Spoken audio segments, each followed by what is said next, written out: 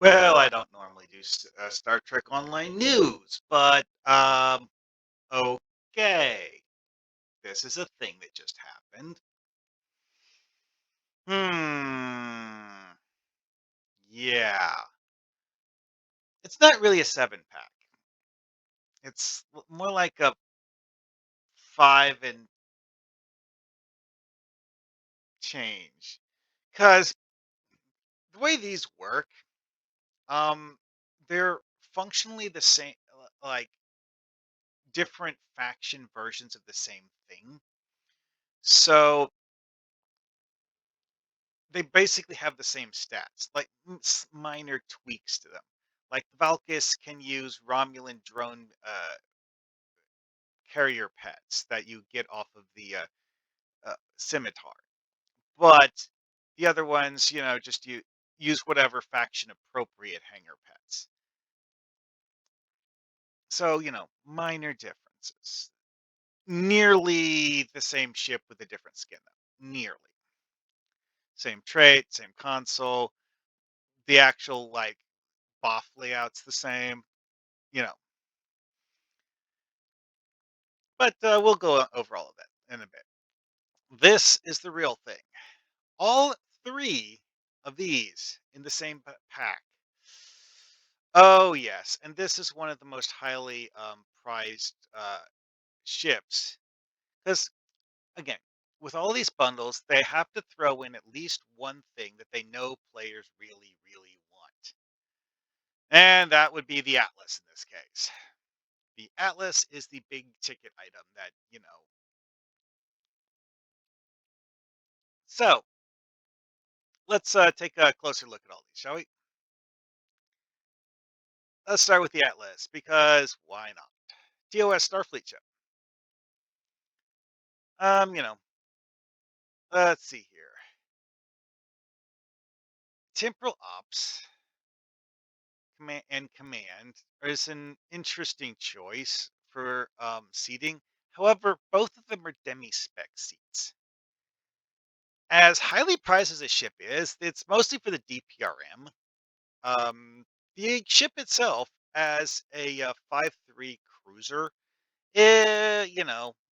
you can do things with that. There are certainly a lot of things you can do with a dreadnought cruiser in combat. um, Most people want it for the DPRM though, and getting an account unlocked DPRM is going to be something that a lot of people are going to want. Yeah, but again, though, it's a demi-spec ship, so it has limited options for what you can do with it. Again, good options, but limited. And of course, just in case anyone didn't know why people want the DPRM, yeah, that's why. The other stuff is actually kind of fun too. And also, there's the fact that the cooldown on this is actually pretty meaningful. It's part of a gear set, though, and that's another thing that, for min-maxing reasons, people are probably only going to use the DPRM. But there is an actual set bonus, and due to the way this bundle is put together, you get 3 of the 4 set pieces as account unlocks. So you can put 3 of these on your ship. Lance weaponry, which, okay, sure, bonus damage for phasers, disruptors, or plasma. I currently have the 2 piece for this on one of my plasma builds because I grabbed a DPRM when they were cheap and am flying a Thry Warbird because of the fact that I just like the way it looks. And as a liberated Borg Romulan, running a plasma build just made sense to me. So hey, that's a fun thing to throw on your ship. Also, having the 3 piece set lets you use DPRM more often. Have fun with that one. And the 4 piece makes all of the other consoles more powerful. The 4 piece, however, requires you to get a low buy ship, which, yeah, oh yeah, also the whole ionization module doesn't really exist.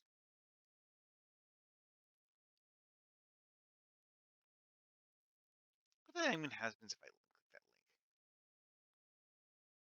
link? Oh, that's not a link. Anyway, so yeah, you have to get the NX Escort for the four-piece, which is, like I said, a low buy ship. I don't know that they've ever put it into one of the bundles. Maybe sometime.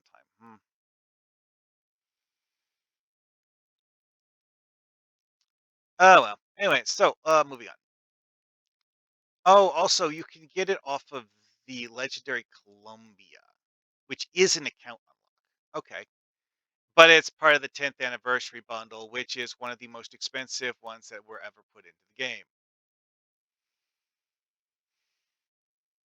Good luck with that one.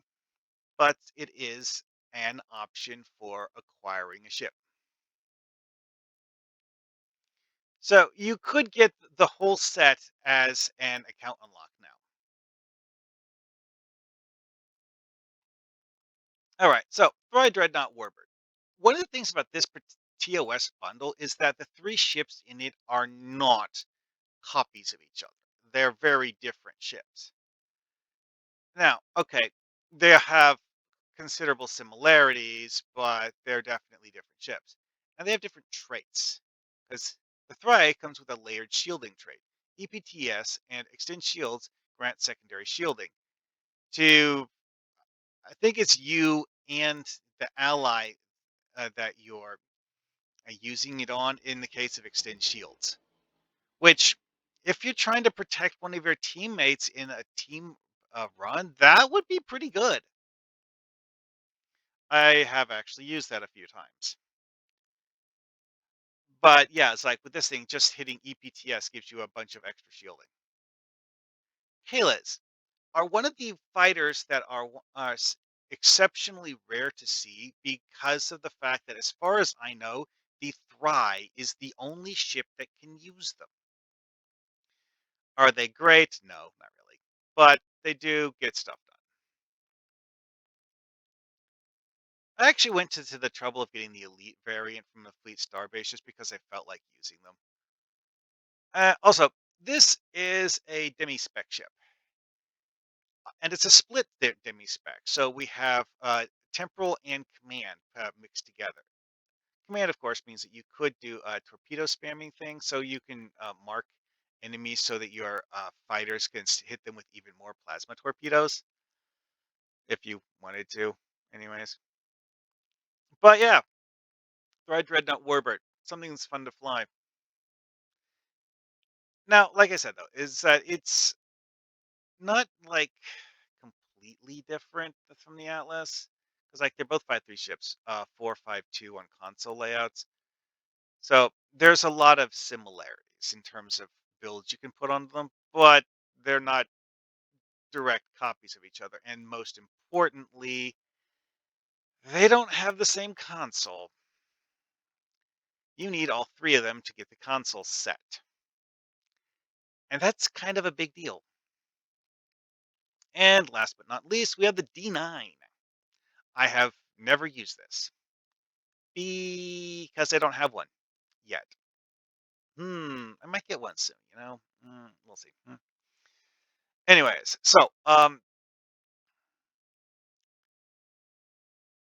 the trait on this one is catastrophic overload. Jam sensors causes AoE disable and electric damage on expiration. On expiration actually makes it sound pretty useless because of the fact that the target has to live long enough for jam sensors to expire. Yeah. Um, However, the disruption pulse emitter and using that for the set bonus is pretty good. Also, this is a basic cloak. Yeah. Don't know anything about the fighters on this thing, but yeah, TOS D9. If you want to fly it, yeah.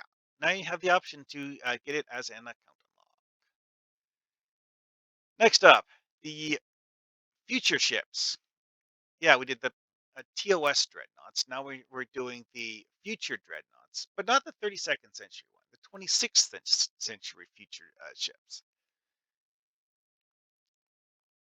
These are nearly identical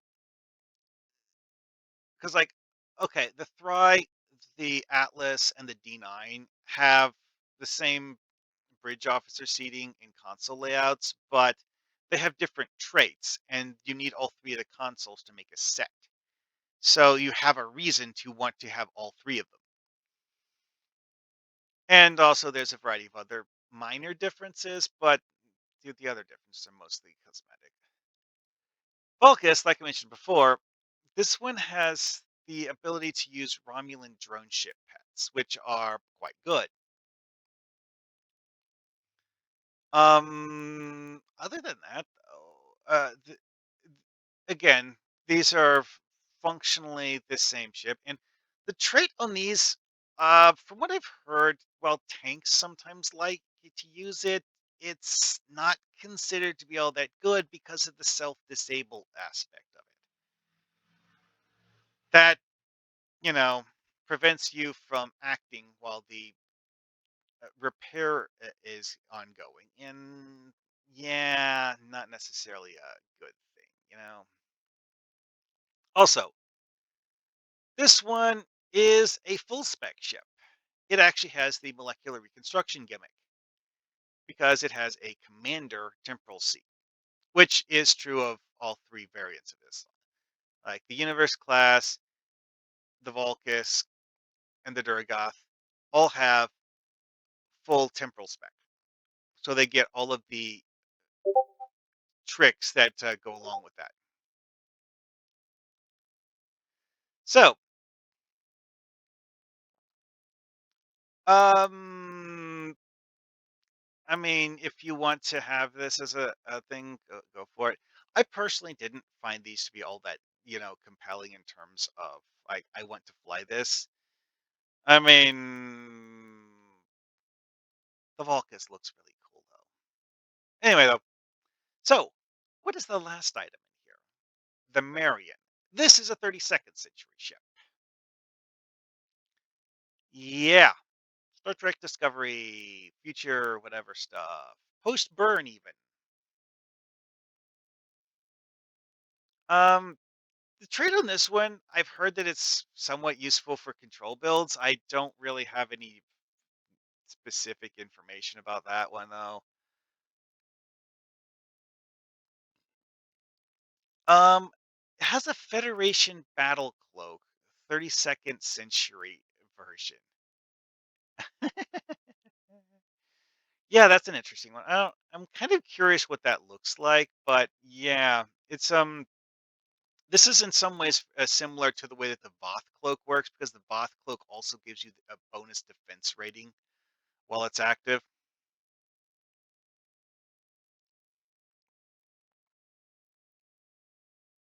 Slightly improved flight turn rate. Yeah. Okay.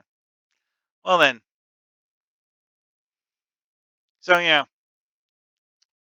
Marion is interesting though because of the fact that it is a science dreadnought. Yeah, and it also is a full spec command ship with has 7 seats that you can shove command powers into. If a commander science and a lieutenant commander engineering that are both command seats. Oh boy. I'm not sure what you would do with that. Torpedo build maybe? Who knows? Also, because of the fact that this is a science dreadnought, it has a 4-3 layout. So yeah, you could throw a lot of torpedoes at people with that. And that's about it. Quick overview of what they put in this. I'm not really sure exactly how valuable a lot of players would see this. Because Marion is not one of those that I've heard of people talking about in with great enthusiasm when deciding what ships they want to get out of lockboxes in order to use the traits on their Uber DPS builds. I've heard people say they like flying one, but um, not one of those that I've heard people talking about being one of the best ships in the game. But, I don't know. The like I said before though, is that the Atlas is probably meant to be the main draw on this. The Marion is just thrown in there so that they have three different things for people to have as options here for ships. Because maybe some people will want this one. Anyway though, but yeah, all these bundles have like three or four ship options. Yeah, you can get.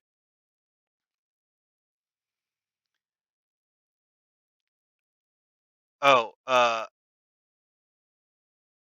it greatly amuses me that this didn't get fixed because a lot of these bundles have had four different ship options. This one, like I said, it's like these are kind of sort of the same thing but reskin. Very minor differences. These have different traits in different consoles.